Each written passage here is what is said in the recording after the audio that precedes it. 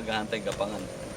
Para yung isang laro by team, suppressing. Basta nakita nyo kalaban, alam nyo na, maneuvering, suppress fire. Okay?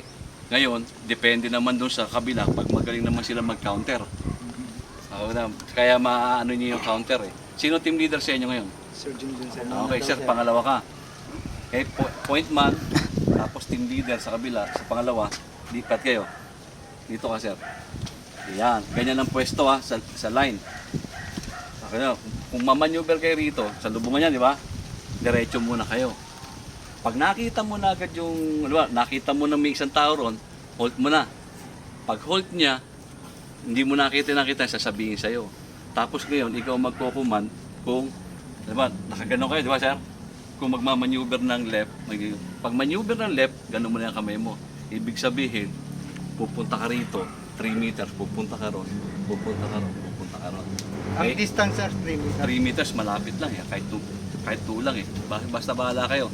Basta ang sistema nun, pag fluctuate nyo rito ng left or right, kuha nyo itong buo na to. Okay, area.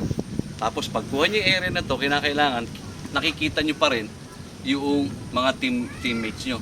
Ba nangyayari, pag ingin niya, kanya-kanya na. So ibig sabihin sir, matanong ko lang. Apo. 2 meter apart kami lagi. Oh, basta Isang point man, siyang point man, pag naglalakad, di ba? sasabihin niya sa akin. Apat kayo. Nakita niya, ba, kayo rin, no? Nakita niya na yung may tao ron. Sabihin ko yung posisyon. Hold ka muna. Tapos sasabihin niya sa yung position, bahala ka ngayon mag-command. Kung plank ng left o right. Kung ba dito kayo, siyempre plank nyo sa right, di ba? Kung doon kayo dumaan, left ang plank. Pag plank nyo yan, yung sinasabi na yung mouth, military operation, mouth technique. Diretso kayo. From line, okay, magiging suppressing fire kayo, gagano kayo ikot. So kung nandito ka, takbo mo dito.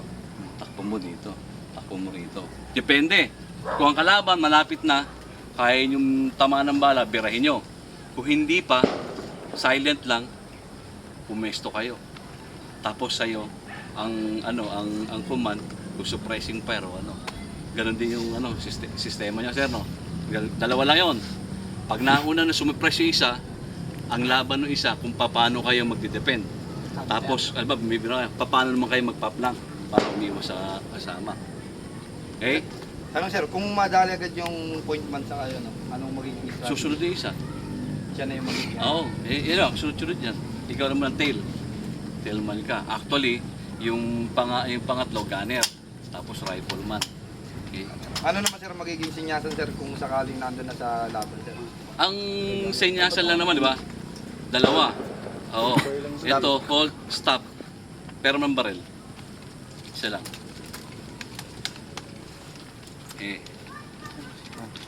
Sa patrolling, di ba? Pag naghahanap kayo, natulad dito, malapit, di ba? Hindi naman kayo lalakad. Medyo akada kayo. Di ba? Diretso, makababa pa. Pag gumanan siya, tigil lang. Okay? Pwesto kayo rito, sir. Doon nakaharap.